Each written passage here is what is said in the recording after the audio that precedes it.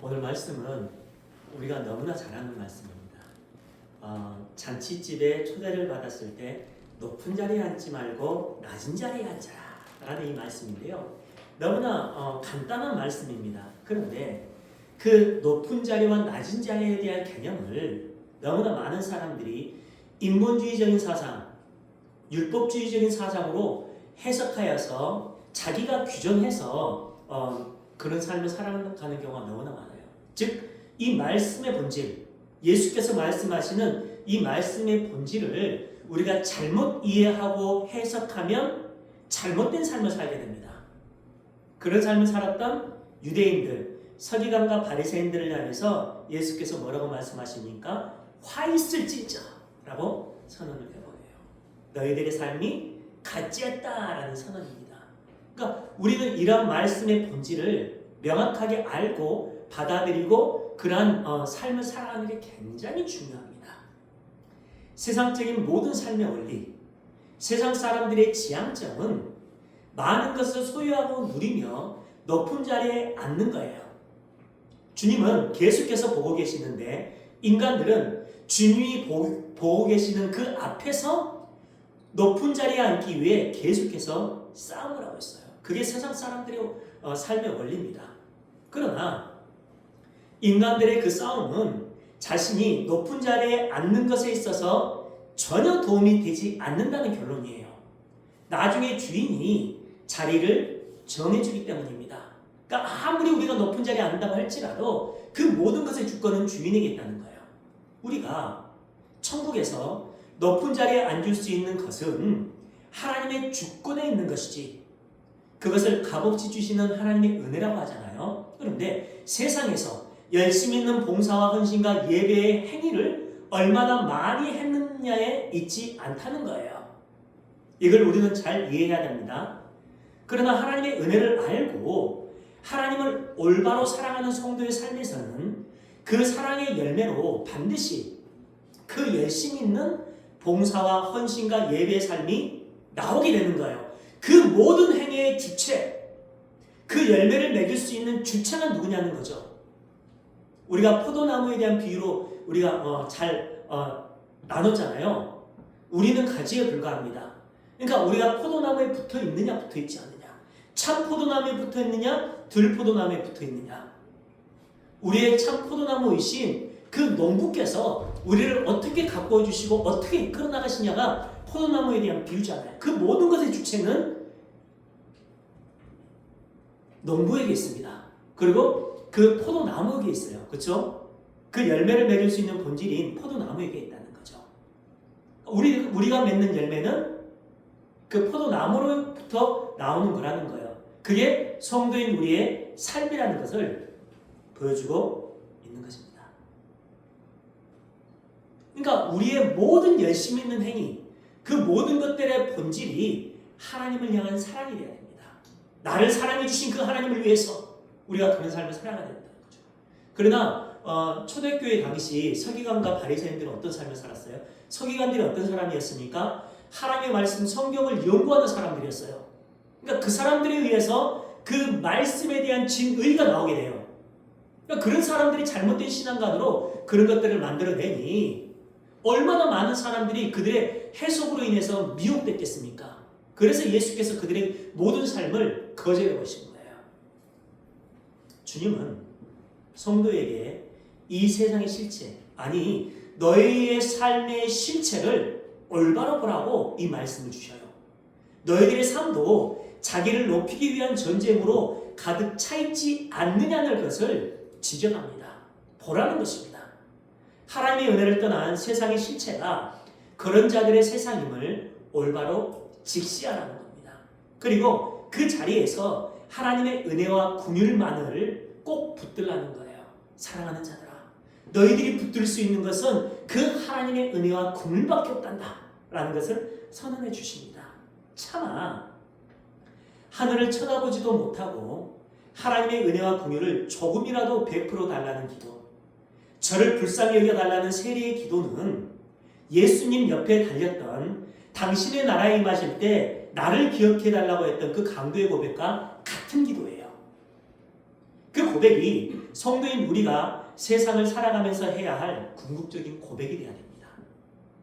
내가 죄인 중에 괴수라는 것을 자신의 삶 속에서 적나라하게 인지하는 것이 낮아지는 자의 삶이에요. 성령께서 우리에게 오셔서 그것을 한다고 했는데 그것은 죄에 대하여, 의에 대하여, 심판에 대하여 가르쳐준다고 했지 우리를 예수님처럼 바꿔준다고 하지 않았어요. 우리는 예수님이 되는 것이 아니라 예수님처럼 바뀌는 것이 아니라 여전히 죄인의 자리에서 덮어주시는 그 예수님의 의로 인해 예수님으로 여겨지는 겁니다. 예수님으로. 주님은 11절에서 오늘 비유의 핵심을 이렇게 가르쳐줘요. 11절 같이 읽어보겠습니다. 시작. 무릇 자기를 높이는 자는 낮아지고 자기를 낮추는 자는 아멘. 사람들에게 낮아지기를 시도해보라고 요구하시는 것 같아서 수없이 시도를 해봤자 낮아지기 위한 시도조차 내 만족으로 챙기는 것이 죄인들의 모습이에요. 그러니까 너무나 많은 사람들이 나는 낮아지는 삶을 살아야 돼. 성경의 말씀처럼 하면서 그 이면에 숨어있는 의도가 뭐예요? 내 이 낮아짐의 행위를 통해서 내 자신이 인정을 받고 내가 높아지는 거예요. 그게 숨겨져 있다는 거예요. 그 이야기를 하고 있는 겁니다. 내 마음이 이렇게 상해도 잘 참으면서 낮아지기 위해 열심히 시도하고 있구나. 내 안에서 이런 용서와 사랑이 나오다니 그것이 자기 자랑입니다. 자기 자랑. 자기를 높이는 행위예요. 그것은 낮아짐이 아니라 오히려 높아지기 위한 시도라는 것이죠. 마치 구제를 많이 하고 하나님께 자랑했던 유대인들의 모습처럼 같은 겁니다. 예수님은 그런 것을 원하는 것이 아니라는 결론이에요. 그래서 그렇게 낮아짐의 삶을 열심히 살았던 서기관과 바리새인들을 예수께서 혼내셨던 것입니다. 그렇게 하나님의 은혜가 없이 낮아지기 위한 우리의 노력은 결국 스스로 높아지기로 이어지는 경우가 대부분이라는 것을 생각할 때 주님은 그런 부류의 말씀을 하고 계신 것이 아닌 것 같아요. 그렇죠? 이 말씀은 하나님의 은혜를 입어서 성령을 받게 되는 자들은 낮아지는 삶으로 이끌려가게 되고 나는 아니구나. 하늘을 우러러 기도조차 할 수 없는 존재구나.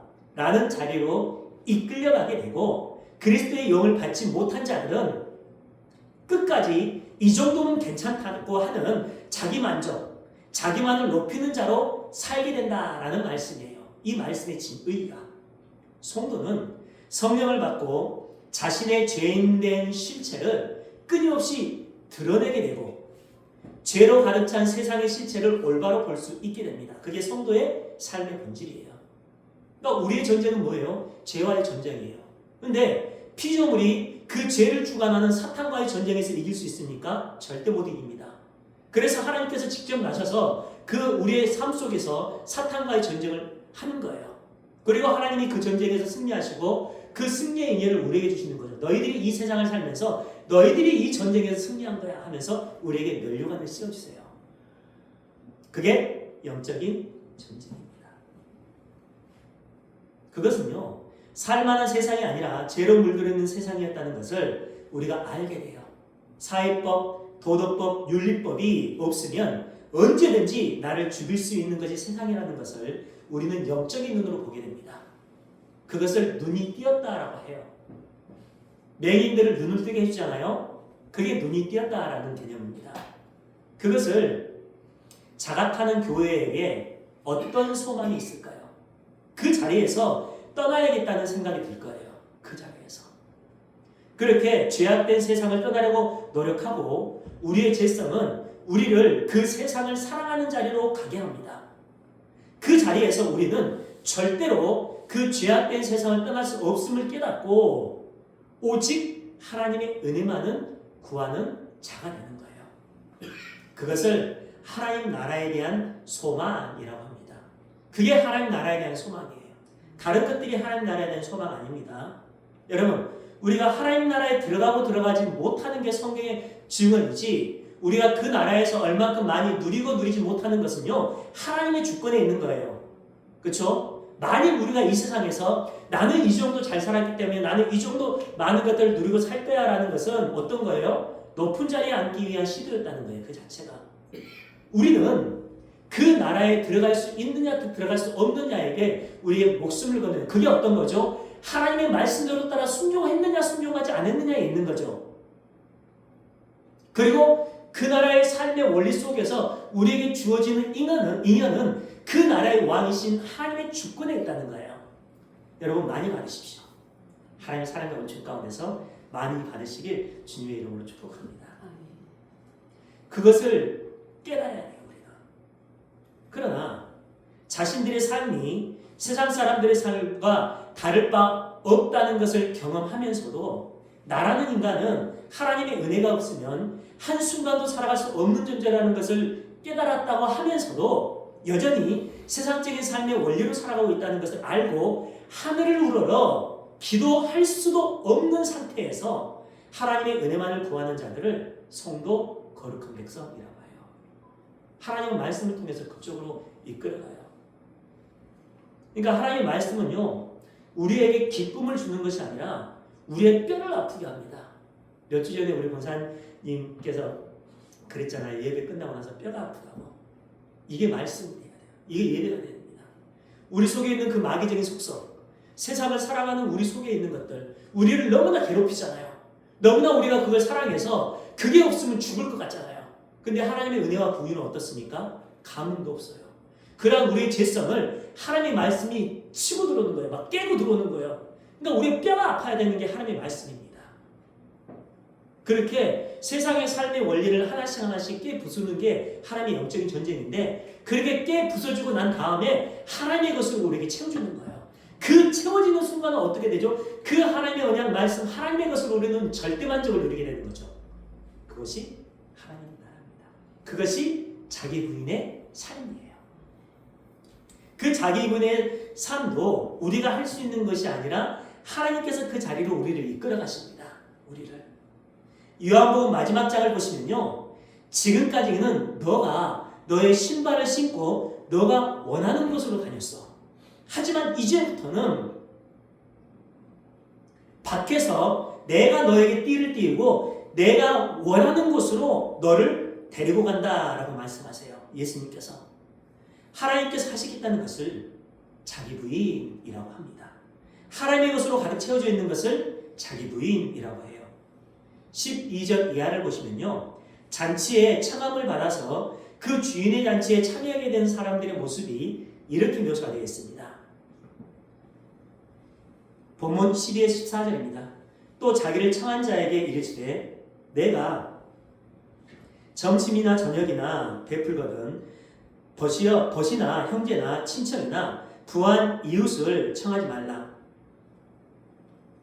두렵건대 그 사람들이 너를 도로 청하여 내게 가품이 될까 하노라.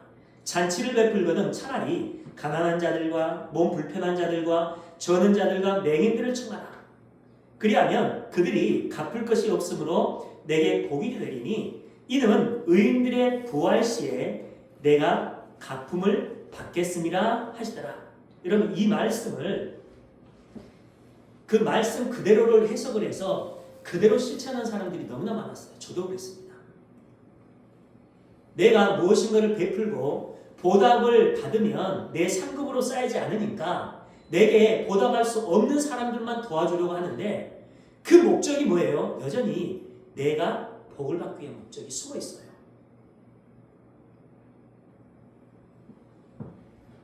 그 모든 것의 최종적인 목적은 결국 자기 높이기입니다. 그렇죠? 이 말씀은 그런 이야기를 하는 것이 아닙니다. 이 말씀은요, 하나님 나라에 초대받은 자들의 신부에 관한 이야기예요. 하나님 나라에 초대받은 자들의 신부에 관한 이야기. 잔치에 초대를 받게 되는 자들은 신랑의 은혜에 전혀 갚을 수 없는 자들이 한다는 거예요. 성도인 우리는 세상에서 나는 하나님 앞에 아무것도 갚을 수 없는 자구나를 알고 가라는 거예요. 그들이 잔치에 초대받게 된다는 것입니다. 여러분 한번 생각해 보세요. 우리가 나중에 천국에 갔어요. 하나님의 은혜에 의해서 천국을 갔습니다. 그 천국에 가서 하나님, 내가 이 정도 멋지게 살아서 하나님 나를 천국 보내줬죠? 그를 자격이 있는 자들이 있을까요? 아니에요. 천국에 천국에 간 모든 사람들의 공통점이 뭐냐면요. 하나님, 내가 이렇게 하나님의 말씀대로 따라 순종하지 못하고 세상에서 이렇게 하나님을 대적하는 삶을 살았는데 이런 죄인 중에 개수 같은 나라도 주님의 은혜로 나를 덮어서 구원시켜줬군요.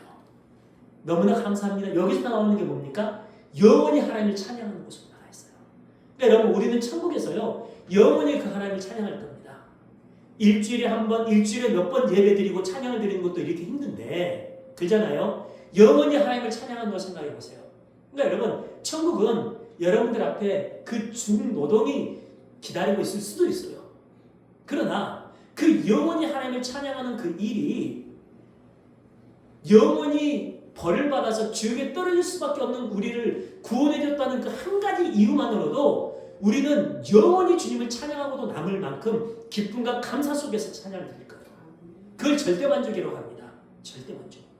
그것이 하나님 나라예요, 여러분. 그것을 이야기를 해주고 있는 겁니다. 성경은 앞뒤로 이어지는 내용들을 한 내러티브 속에서 읽어야지 말씀의 내용이 어떤 것인지를 명확하게 알 수 있는 이야기들이 있어요. 오늘 본문 바로 아래에 이어지는 비유를 한번 볼게요. 누가복음 14장 16에서 24절입니다. 이르시되 어떤 사람이 큰 잔치를 베풀고 많은 사람을 청하였더니 잔치할 시각에 그 청하였던 자들에게 종을 보내어 이르되 오소서 모든 것이 준비됐나이다 하며 다 일치하게 사양하여 한 사람은 이르되 나는 밭을 샀으니 아무래도 나가 보아야 하겠으니 청하건대 나를 양해하도록 하라 하고 또 한 사람은 이르되 나는 소 5겨리를 샀으니 시험하러 가니 청하건대 나를 양해하도록 하라 하고 또 한 사람은 이르되 나는 장가 들었으니 그러므로 가지 못하겠노라 하는지라 종이 돌아와 주인에게 그대로 구하니 이에 집 주인이 노하여 그 종에게 이르되 빨리 시내의 거리와 골목으로 나가서 가난한 자들과 몸 불편한 자들과 맹인들과 저는 자들을 데리고 오라 하니 똑같은 자들이 나오죠. 오늘 본문과. 그러니까 앞의 비유와 뒤의 비유는 같다는 것을 알 수 있어요. 22절 종이 이르되 주인이여 명하신 대로 하였으되 아직도 자리가 있나이다. 주인이 종에게 이르되 길과 산 울타리 가로 나가서 사람을 강꾼하여 데려다가 내 집을 채우라. 내가 너희에게 말하노니 전에 청하였던 그 사람들은 하나도 내 잔치를 맛보지 못하리라 하였다 하십니다. 하나님의 은혜는요 무엇인가를 준비하고 있는 자들이 아니라 기대할 수 없는 상황, 멍하니 있는 자들에게 강권하여 붙들어오는 것을 은혜라고 합니다. 그래서 은혜예요. 은혜라는 단어 자체가 갚을 수 없는 것이라는 전제가 있잖아요. 받을 자격이 없는 자, 전혀 기대할 수 없는 자에게 갚을 수 없는 소중한 것을 이유 없이 공짜로 주는 것을 은혜라고 해요. 많은 사람들이 감정을 건드려서 웃겨주고 올려주고 기분 좋게 해주면 은혜를 받았다고 하는데 그런 것을 은혜라고 하지 않습니다. 이 비유는 하늘의 왕이신 하나님의 아들 어린 양의 혼인잔치에 관한 비유예요. 이것이 요한계시록에서 어린 양의 혼인잔치로 이어집니다. 그 어린 양의 혼인잔치에 초대받은 사람들이 자신의 볼일을 핑계로 잔치집에 가지 않아요. 교회 안에서 이런 사람들이 너무나 많습니다. 쉬운 말로 자기 볼일이 있는 사람들은요, 자기의 유익을 위해 살아가는 사람들은 그 유익 때문에 남의 잔치에 시간을 보내는 것을 낭비라고 생각해서 가지 않아요.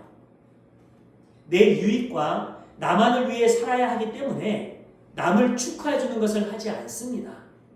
그래서 우리가 교회 안에서도 잘되고 하나님의 사랑과 은총을 받은 것처럼 여겨지면 그 교회 안에 있는 세상은 우리를 시기하고 질투하고 죽이려고 해요.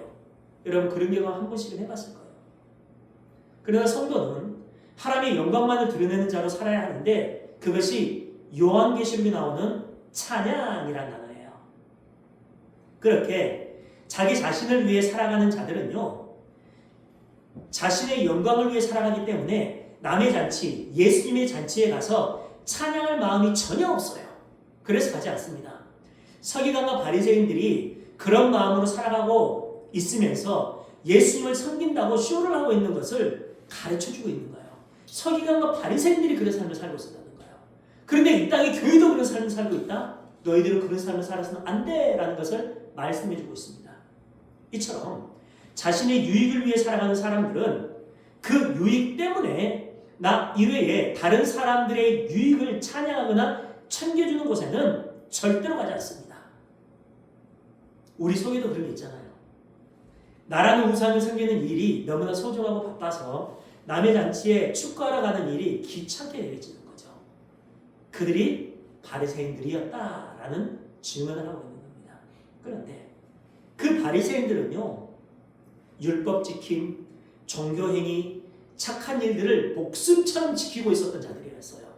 그들의 삶 속에서 주님은 바리새인들의 그런 행위가 모두 자신의 유익을 위해 살아가는 행위였음을 가르쳐주고 계십니다. 그래서 하나님의 잔치에 초대받았음에도 불구하고 가지 않는 거예요.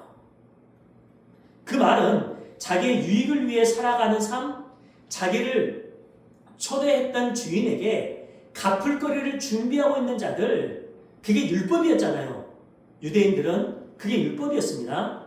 자신의 그 율법 지킴과 종교 행위가 착한 일 등으로 잔치에 초대했던 분에게 갚을 거리를 마련하고 있었던 자들이에요. 그들이. 근데 그것이 사실은 주인의 잔치에는 조금도 도움이 되지 않는, 그렇죠?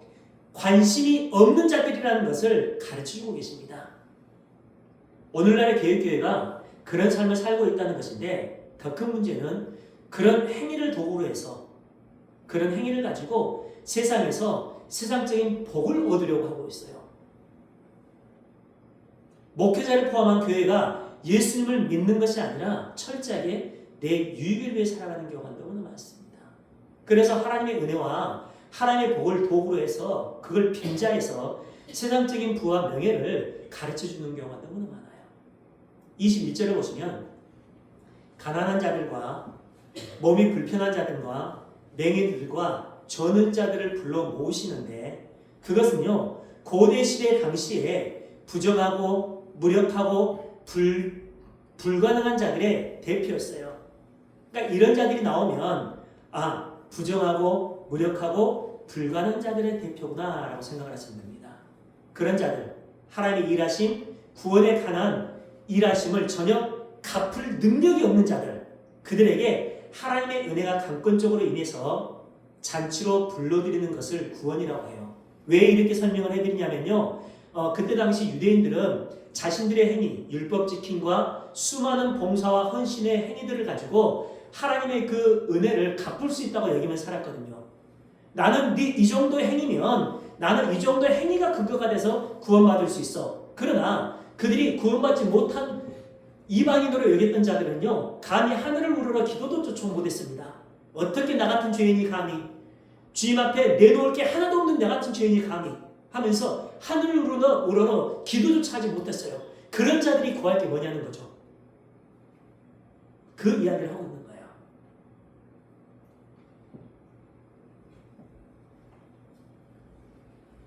그들은요, 하나님의 일하심, 구원에 관한 일하심을 전혀 갚을 수 없는 자들에게 하나님의 은혜가 강권적으로 임해서 천사로 잔치로 초대를 받게 된다는 거예요. 그래야지 그들이 하나님 말을 듣습니다. 하나님 말을. 너무나 많은 것들을 소유하고 그것이 하나님을 섬기는 근거가 되고 하나님의 복을 받는 근거가 되면요, 절대로 하나님 말 듣지 않아요. 나도 내가 가지고 있는 소유와 내가 가지고 있는 힘과 능력으로 당신을 기쁘게 해드릴 수 있다는 거죠.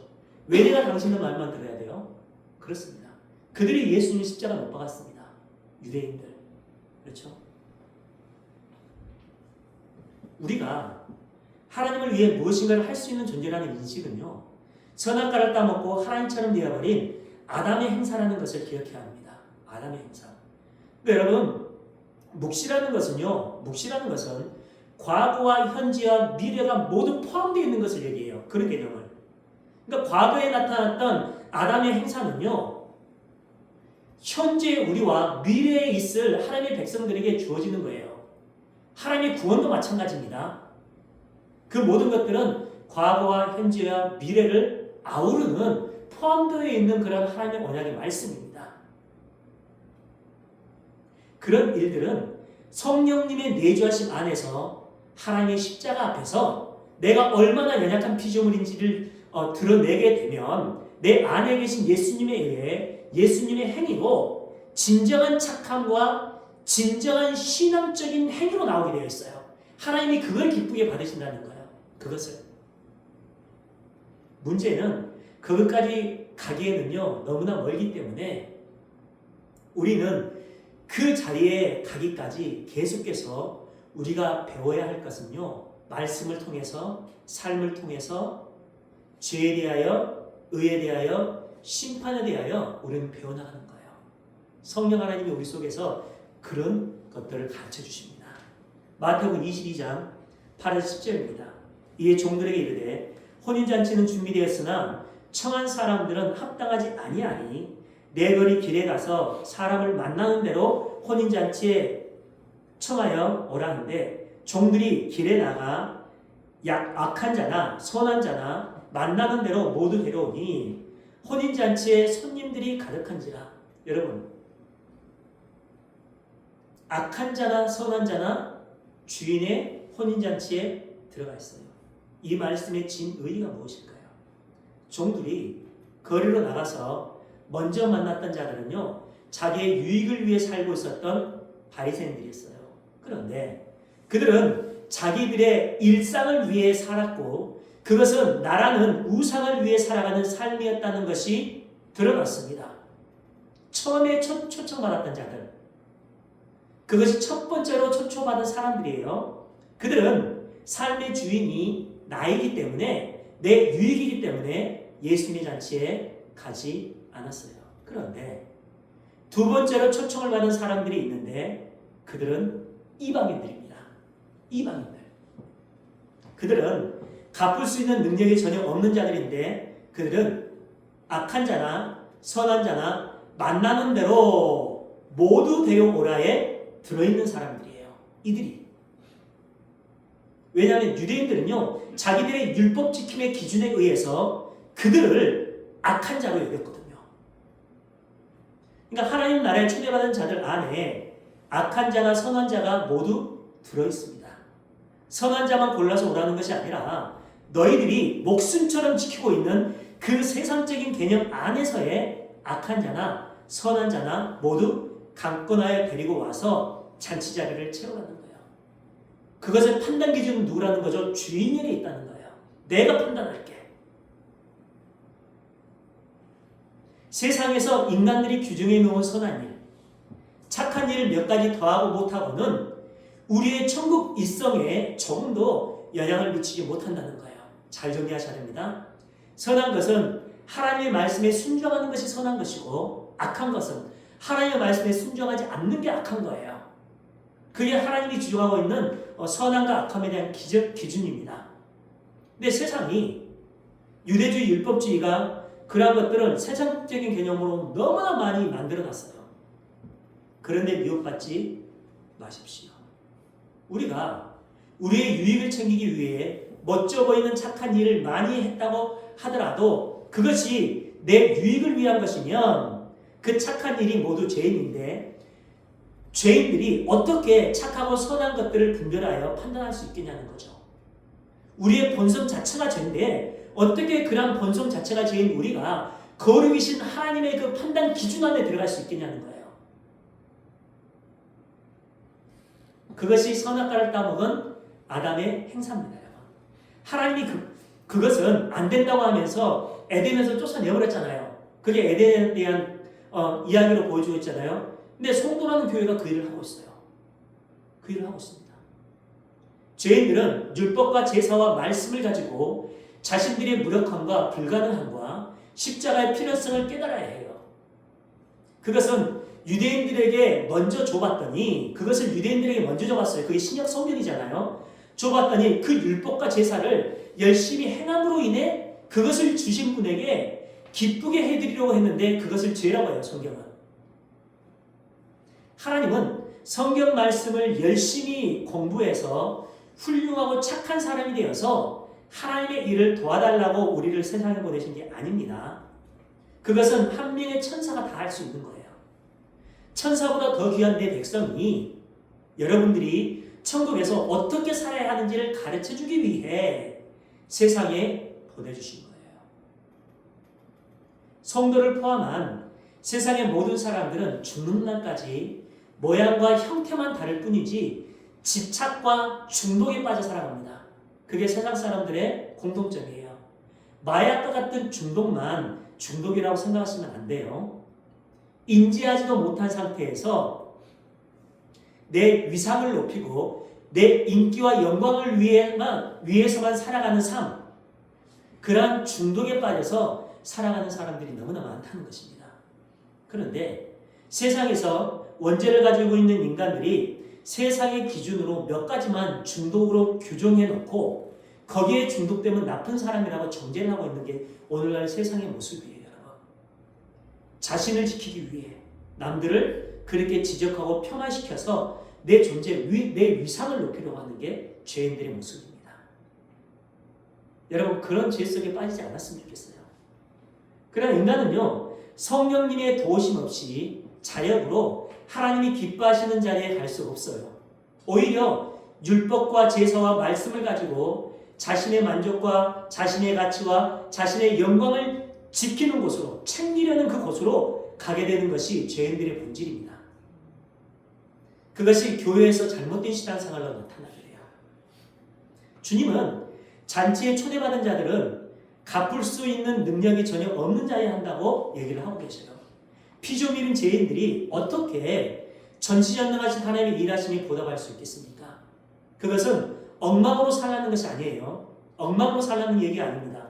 아무리 훌륭한 인간들의 행위로도 하나님 나라에 도움이 전혀 되지 않는다는 것을 알라는 거예요. 그렇다면 하나님 나라를 우리가 가는 데 있어서 도움이 되는 게 뭐라는 거죠? 하나님으로부터 우리에게 부어지는 것으로만 가능하다는 거예요. 그 나라의 왕으로부터 부어지는 것. 그렇죠? 한번 생각해 보세요. 이방인들, 외국인들이 우리나라에 와서 우리나라의 백성이 되기 위해서는 어떻게 해야 되죠? 우리가 세워놓은 우리나라의 법에 의해서, 사실상 정치인들도 우리가 세웠고 법관들도 우리가 세웠잖아요. 그러니까 우리가 세워놓은 그 법에 의해서 그들을 우리나라 백성으로 삼는 거죠. 그러니까 그 나라의 왕, 그 나라의 주권자들이 세워놔야 됩니다. 하나님 나라의 주권이 누구죠? 하나님이에요. 우리를 그 나라의 백성으로 삼았습니다. 그러면 그 나라의 백성이 주인이라면서요. 우리가 주인이에요. 근데 우리가 그 나라의 백성이 되기 위해서는 어떤 과정을 거쳐야 되죠? 100% 성화, 완벽한 거룩으로 들어가잖아요. 그건 뭐냐면요, 하나님의 생각과 의지와 하나님의 사상이 우리에게 100% 주어지는 것을 얘기를 하는 거예요. 그러니까 우리는 하나님 나라에 들어가는 그 자체가 하나님의 것으로 완전히 채워지는 것, 즉 하나님이 운영하시는 하나님 나라의 그 운영 방법이 우리의 삶 속에 능력으로 나타나 있다는 거죠. 하나님의 뜻이 내 뜻입니다. 하나님의 그 삶의 방법이 내 삶의 방법입니다가 하나님 나라 백성들의 자격으로 주어지는 거죠. 그 이야기를 하고 있는 것입니다. 그러니까 여러분, 우리는 이 세상에서도 열심히 살아야 돼요. 착하게 살아야 됩니다. 좋은 일도 많이 하고 구제도 많이 해야 돼요. 그러나 그것 때문에 천국에 가거나 자신이 높아지는 것이 아니라 예수님의 십자가의 보혈의 공로로 천국에 간다는 것을 명확하게 알라는 거예요. 그러니까 그 착하고 선한 그 행위의 모든 본질이 하나님, 나는 당신 때문에 이런 일을 했어요. 로 가야 된다는 것입니다. 하나님의 혼인잔치에 초대받은 사람들은 갚을 수 없는 자, 강권하에 초청을 받은 자라고 규정해 주시고 그들은 주님이 주시는 예복을 입고 있는 자들이다라고 말씀을 하고 있습니다. 여러분, 이 예복 입지 않으면 잔치집에 들어갈 수 없어요. 마태복음 22장 11에서 14절.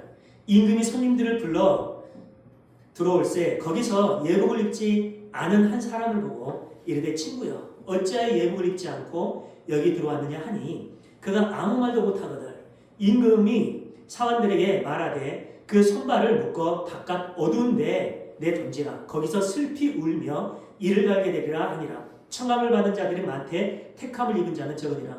여러분, 고대 운동에서의 잔치는요, 주인이 예복을 준비합니다.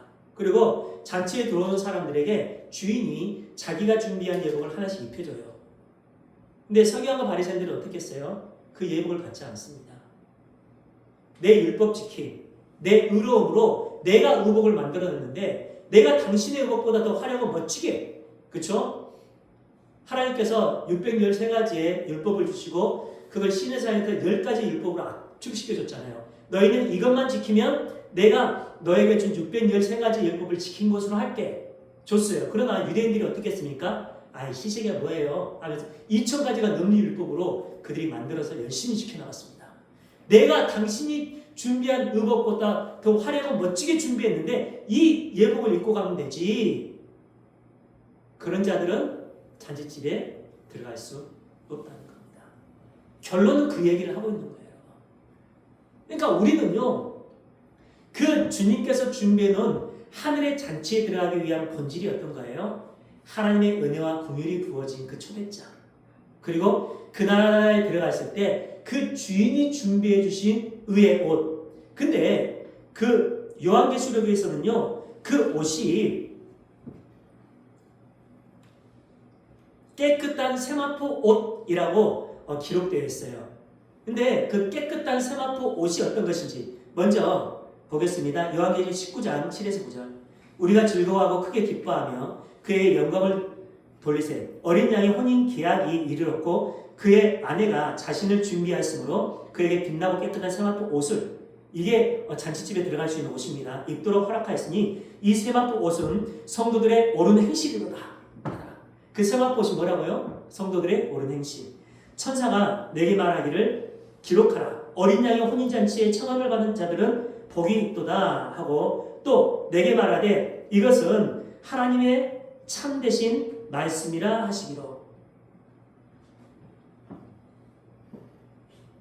시간 관계상 다 풀지는 못할 것 같아요. 근데 보세요. 이 세마포 옷이 성도들의 착한 행실이라고 얘기를 했잖아요. 그러니까 여러분들의 착한 행실을 통해서 이 세마포 옷이 만들어져요. 근데 이 세마포 옷이 여러분들의 착한 행실이 누구에 의해서 주어졌다 그랬죠? 하나님의 은혜와 긍휼에 의해서. 하나님의 일하심이 여러분들을 덮어주심으로 인해서 그 하나님의 일하심으로 인해서 여러분들이 하나님 앞에 착한 행실로 나타나게 된다고 제가 설명을 해드렸어요. 근데 그 세마포 옷, 착한 행실이 어떻게 만들어진지 보세요. 요한계시록 7장 13에 14절. 장로들 중 하나가 응답하여 나에게 이 흰 옷 입은 자들이 누구며 또 어디서 왔느냐? 내가 말하기를 내 주여 당신이 하시나이다 하니 그가 나에게 이르되 이는 큰 환난에서 나오는 자들인데, 큰 환난에서 나오는 자들이래요. 어떤 상을 흔들지 않은 믿음, 어린 양의 피에 그 옷을 씻어 희게 하였느니라. 성도의 옳은 행실이었던 그 세마포 옷이 어떻게 만들어졌다고요? 어린 양의 피에 씻겨진 것이라고 결론이에요, 여러분. 그러니까 여러분들의 착한 행실이 어디에서 나와요? 예수님의 보혈의 은혜라는 거예요. 십자가의 은혜라는 겁니다. 그 십자가로 만들어진 여러분들의 착한 행실, 그 착한 행실이 예수님의 그 십자가로 인해서 나는 내 삶 속에 하나님이 인정하신 착한 행실을 삶을 살 수 있습니다 라는 그 착한 행실이 누가 인정을 해요? 하나님이 인정하는 착한 행실이잖아요. 그렇다면 그들의 착한 행실이 어떤 거야 돼야 돼요? 완벽한 거룩, 완벽한 선악 속에 나타난 착한 행실이 돼야 된다는 거죠. 결국은 예수님의 그 착한 행실, 죽기까지 십자가에 못 박혀서 죽기까지 하나님의 말대로 따라 순종했던 그 착한 행실이 우리에게 주어짐으로 인해서 그게 의의 세마포 옷이 된다는 것입니다. 우리는 그것만 입고 하나님 나라로 들어가게 된다는 거예요. 그 이야기를 하고 있습니다. 여러분, 다른 것들 바라보지 마세요. 우리가 하나님께 구할 것은 은혜와 긍휼밖에 없어요. 그런 우리의 심령 가운데 하나님께서 당신의 세마포 옷, 당신의 행함으로, 하나님의 행함이 뭐라고 그랬죠? 하나님의 계획하고 준비한 백성들을 구원시키기 위한 그 행함, 그 행함으로 우리를 덮어주시고 그 의의 세마포 옷을 입고 우리는 하나님 나라의 그 하나님의 어린 양의 혼인잔치, 예수의 혼인잔치의 신부로 우리가 청을 받게 되는 겁니다. 그것을 구원이라고 해요. 그러니까 그런 여러분들이 하나님 앞에 얼마나 소중한 존재인지를 밭에 감추인 보화를 예를 들어서 설명을 하고 있어요. 그러니까 요한계시록에 나오는 그 천국에서 빛나는 그 뭐 벽옥과 같은 그런 진주는요, 바로 하나님의 백성인 여러분들을 상징적으로 얘기를 하고 있는 거예요. 여러분들이 그 나라에서 이렇게 빛날 것이다라는 것을 보여주고 있습니다. 그 하나님의 은혜와 긍휼 속에 살아가는 우리 모두의 삶이 되길 주님의 이름으로 축원드립니다. 오늘 말씀의 마지막은 2시 예배 때 결론을 내도록 하겠습니다.